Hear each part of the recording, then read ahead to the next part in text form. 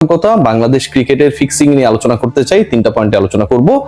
1 নম্বর point, ডানহাতি সেই batter, top order ব্যাটারের ব্যাপারে বাংলাদেশ ক্রিকেট বোর্ডের যে অ্যান্টি কারাপশন ইউনিট এবং স্বাধীন দুর্নীতি বিরোধী কমিশন, ফিক্সিং বিরোধী কমিশন যেটা গঠন করা হয়েছে, প্রপার নামটা অনেকটা এরকমটা না, আমি আপনাদের আইডিয়া দেওয়ার জন্য বলছি। তারা বেশ তৎপর এবং বাংলাদেশ ক্রিকেট বোর্ডের লিডিং রোলে এই মুহূর্তে যারা রয়েছে, সেটা বিপিএল গভর্নিং কাউন্সিল হতে পারে এবং একই সাথে বোর্ড পরিচালনার সাথে জড়িত শীর্ষ পর্যায়ে হতে পারে। দুই পর্যায়ে দে আর ইন আ ডিসিশন যে এই আইকনিক ক্রিকেটারকে কেন্দ্র করে যেই ধরনের নোটিফিকেশনস গুলো আসছে, নেগেটিভ নোটিফিকেশনস, অনেকটা মনিটাইজেশন অফ হয়ে যাওয়ার পরে কোনো একজন ক্রিয়েটরের কাছে যেই নোটিফিকেশনটা আসে, সেরকম নোটিফিকেশন আসছে, তার ব্যাপারে একটা সিদ্ধান্ত নেওয়ার সময় এসেছে। সেই ক্রিকেটারকে আপনারা কম বেশি আইডিয়া করতে পারেন, আমিও আইডিয়া করতে পারি, অ্যাকচুয়ালি আমিও ওই ক্রিকেটারের নাম জানি না, আইডিয়া করতে পারি। এটা একটা পয়েন্ট। দ্বিতীয় যে পয়েন্ট, 3টা বিষয় নিয়ে আলোচনা করবো বলেছেন, মিনহাজুল সাব্বিরের কথা বলা হচ্ছে যে 5 বছরের জন্য নিষিদ্ধ হতে যাচ্ছেন এবং একই সাথে তার বিরুদ্ধে ফৌজদারি মামলা করা হবে কি হবে না, সেটাও একটা প্রক্রিয়াধীন বিষয়ের মধ্যে রয়েছেন।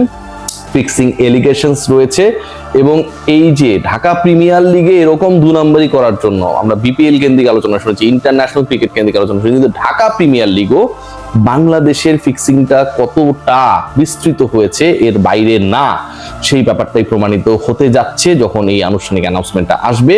এবং এর সাথে সাথে অনেক রাঘব বোয়াল জড়িত বলে এখনো মনে করা হচ্ছে। ইনভেস্টিগেশনে মিনহাজুল সাব্বিরের ব্যাপারে যে ডিসিশনস গুলো মেক করা হয়েছে, যে এভিডেন্স গুলো পাওয়া গেছে, বাইরের নাম্বার ইউজ করে সোশ্যাল মিডিয়ায় ইউজিং, পাসওয়ার্ড না দেয়া, কনভারসেশন মুছে ফেলা, এই পুরো প্রক্রিয়াটার পরে যে কনসিকুয়েন্স হিসেবে তার ব্যাপারে সিদ্ধান্ত গ্রহণের পর্যায়ে রয়েছে বাংলাদেশ ক্রিকেট বোর্ড। এর মানে এই না যে ইনভেস্টিগেশন ইজ অফ, ইনভেস্টিগেশন এখনো চলছে। ফার্দার ইনভেস্টিগেশনে আরো বড় বড় নামকে সাসপেক্ট করা হচ্ছে। নাম্বার 3 সেটা হচ্ছে বাংলাদেশের ক্রিকেটে এই ফিক্সিং এর ঘটনাগুলো ঘটেছে, মনে করা হচ্ছে যে ক্রিকেট বোর্ডের টপ ম্যানেজমেন্টের কোনো না কোনো ভাবে এটার সাথে ইনভলভমেন্ট রয়েছে। দ্যাটস ওয়াই প্রত্যেকটা পর্যায়ে ডোমেস্টিক লিগ থেকে ইন্টারন্যাশনাল ক্রিকেটে এই ধরনের ঘটনাগুলো ঘটেছে। 1 নম্বর পয়েন্টে একটু আলোচনা করতে চাই। শুরুতে আপনাদেরকে বলছিলাম যে সেই ডানহাতি টপ অর্ডার ক্রিকেটার, আমি অনেক চেষ্টা করেছি two guess the name of that particular cricketer, but আমি পাচ্ছিলাম না। বাংলাদেশের টপ অর্ডারে কতজন ক্রিকেটার খেলে আপনারা সবাই জানেন, ন্যাশনাল টিমের বাইরে। বাংলাদেশের যদি ঢাকা প্রিমিয়ার লিগ বা বিপিএল ধরি, বিপিএল এ 7টা টিম খেলেছিল গতবার এবং বিপিএল এ চরম ধরনের দুর্নীতি, স্পট ফিক্সিং এর ঘটনা ঘটেছে বলে আমরা প্রথম আলো রিপোর্টে পেয়েছি যে এরকম ঘটনাগুলোকে সন্দেহভাজন ঘটনা হিসেবে তারা অভিহিত করেছে।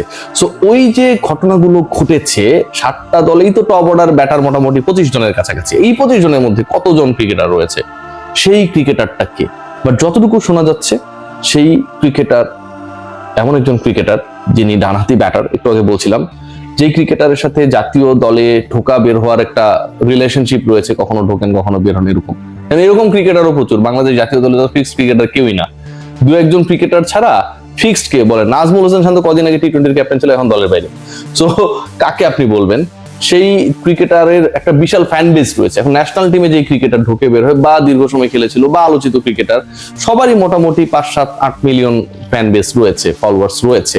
ফেসবুক যদি আমরা ফলো করি, সেই ক্রিকেটার এমন একজন ক্রিকেটার ঘরোয়া বা ডোমেস্টিক লিগে রেগুলার পারফর্ম করেন।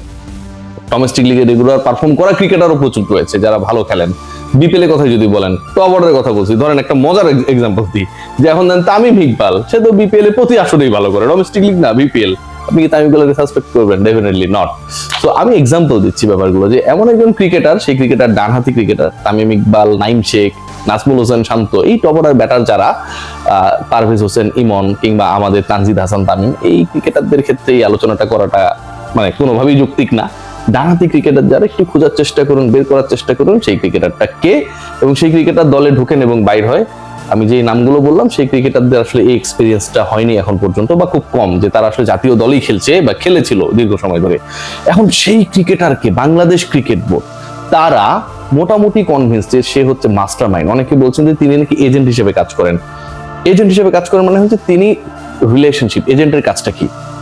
যে বিকাশ বা নগদে আপনার টাকা পাঠাতে চান না, এজেন্টের কাছে যান, এজেন্ট বলে যে ঠিক আছে ভাই, সমস্যা নেই কোনো, কত টাকা পাঠাবেন? বলে আচ্ছা ঠিক আছে দিতে পারবো। এরকম যে তুমি আসলে কি করতে চাও, তুমি কোন ম্যাচে 2 নম্বরই করতে চাও, তোমার কি টাইপের ক্রিকেটার দরকার, how many matches you want to fix, spot fixing এর আসলে পয়েন্টস গুলো কি কি, এই জায়গাগুলো আই থিঙ্ক সে ফেরি করে এমন একটা পর্যায়ে রয়েছে, সেটাকে ফেরি করে অ্যান্ড দেন সেটাকে ইনজেক্ট করে পার্টিকুলার টুর্নামেন্টে। দুঃখজনক হলো সত্য যে এরকম একজন ক্রিকেটার যার কথা বলা হচ্ছে, যে ক্রিকেটারের ব্যাপারে বাংলাদেশ ক্রিকেট বোর্ড যে কোনো সময় একটা বড় ধরনের বোমা ফাটাবে, আমার কাছে মোটামুটি নিউজ রয়েছে। হ্যাঁ, সে জাতীয় দলের গুরুত্বপূর্ণ পার্ট ছিল কিছুদিন আগেও, মানে এটা কিন্তু খুবই অ্যালার্মিং। ন্যাশনাল টিমের একজন ক্রিকেটার যদি এত গুরুত্বপূর্ণ পার্ট হয় যে এই কাজগুলোর সাথে করে, এবং ক্রিকেট বোর্ড এই ব্যাপারে মোটামুটি কনভিন্স, এটা কিন্তু ভাই অ্যালার্মিং। এবং এই অ্যালার্মিং সিচুয়েশনটা থেকে বাংলাদেশ ক্রিকেট কিভাবে বের হবে? স্বাধীন দুর্নীতি দমন কমিশন তারা তাদের সুপারিশ দিচ্ছে, তারা তাদের ফলোআপস গুলো বলছে, আকু বিসিবির যে অ্যান্টি কারাপশন ইউনিট তারা তাদের মতো করে কাজ করছে, কিন্তু ক্রিকেটাররা যেটা করছে তারা হোয়াটসঅ্যাপে চ্যাট মুছে ফেলছে, তারা পাসওয়ার্ড দিচ্ছে না, তারা ফোন হ্যান্ড ওভার করছে না, তারা ফরেনসিক ইনভেস্টিগেশনের জন্য যেন বাংলাদেশের আইন শৃঙ্খলা রক্ষাকারী বাহিনী তাদেরকে কঠোর নিয়মের মধ্যে আনতে না পারে সেটা এনশিওর করার চেষ্টা করছে, এবং অনেক ক্ষেত্রেই তারা অসহযোগিতামূলক আচরণ করছে even with the other cricketers. Alarming issue সেটা হচ্ছে সবশেষ বিপিএল এ ডিপিএল এই কাণ্ড ঘটার পর আপকামিং বিপিএল কে কেন্দ্র করে একজন জুনিয়র ক্রিকেটারকে টোপ দেওয়া হয়েছে যে তুমি ম্যাচ ফিক্সিং করবা কি করবা না, তোমার টাকা বানানোর সুযোগ আমরা করে দিতে পারবো ইফ ইউ ওয়ান্ট দ্যাট, এবং সেটা নিয়েও তদন্ত হচ্ছে। খেয়াল করে দেখবেন জাতীয় দলে থাকা, জাতীয় দলের সবশেষ যে সিরিজগুলো রয়েছে সেই রকম সিরিজে খেলা একজন ক্রিকেটারকে সন্দেহ রয়েছে। ডোমেস্টিকে আপকামিং বিপিএল কে 2 নাম্বারই করবে, কিভাবে করানো যায় সেটা নিয়ে আলোচনা চলছে। এখন পর্যন্ত দলগুলোই ফাইনাল না, রংপুর বরিশাল ছাড়া অন্য কোনো দল এখনো ফাইনালই না। 5 দলের বিপিএল হবে, অথচ ওই পার্টিকুলার ক্রিকেটার যে এই আলোচনাগুলো করছে অন্য ক্রিকেটারদের কাছে, অন্য ক্রিকেটারদেরকে কনভিন্স করে সে ওই র্যাকেটের মধ্যে ঢোকাতে চায়, সে জানে যে যে কোনো দল, বাকি যে 3টা দল, সেই 3টা দলে কোনো একটাই তার জায়গা হবে। এতটা কনফিডেন্ট, এতটা convinced about his upcoming future. So ভাবতে পারেন কোন অবস্থায় রয়েছে, ভয়াবহ অবস্থায়। মিনহাজুল সাব্বিরের ঘটনাটা চিন্তা করে দেখেন, এখানটায় নাকি অনেক বড় বড় নাম জড়িত। আমি জানি না সেই নামগুলো কারা কারা, ক্রিকেট বোর্ডের বিভিন্ন সোর্স থেকে যতটুকু জানা গেছে অনেক বড় বড় নাম জড়িত, এবং সেই ব্যাপারে further investigation is on. Bangladesh cricket বোর্ডের যে অ্যান্টি কারাপশন টিম তারা সেটা নিয়ে কাজ করছে, এবং সেই ব্যাপারটা মোটামুটি প্রুফ হয়ে যাবে বলে আশা করা হচ্ছে। মিনহাজুল সাব্বিরের ব্যাপারে যে ডিসিশন, সেই ডিসিশনটা অলমোস্ট মেড। আমার কষ্টের জায়গা, আমার আক্ষেপের জায়গাটা হচ্ছে এখানটায় যে বাংলাদেশের ক্রিকেট নিয়ে আমরা এত গর্ব করি, ক্রিকেট বোর্ডে এত হাজার কোটি টাকা রয়েছে সেটা নিয়ে আমরা এত গর্ব করি, অথচ আমাদের দেশের, মানে আপনি চিন্তা করে দেখেন, বাংলাদেশ জিম্বাবুয়ের থেকে উন্নত ক্রিকেট নেশন না। পাকিস্তানের কথা যদি আপনার চিন্তা করেন, পিসিবির থেকে বিসিবির কিন্তু আর্থিক সক্ষমতার জায়গাটা কম না। ইভেন সাউথ আফ্রিকা বাংলাদেশের পিছনে, ওয়ার্ল্ডের 4th richest cricket board after India, England and Australia. সেই জায়গায় এই ক্রিকেট বোর্ডের ছায়াতলে যে টুর্নামেন্টগুলো হয় সেখানে এই 2 নাম্বারগুলো হচ্ছে। কিছু কিছু ব্যাপার আমরা রাডারের মধ্যে পেয়েছি, কিন্তু এই ব্যাপারগুলো হচ্ছে।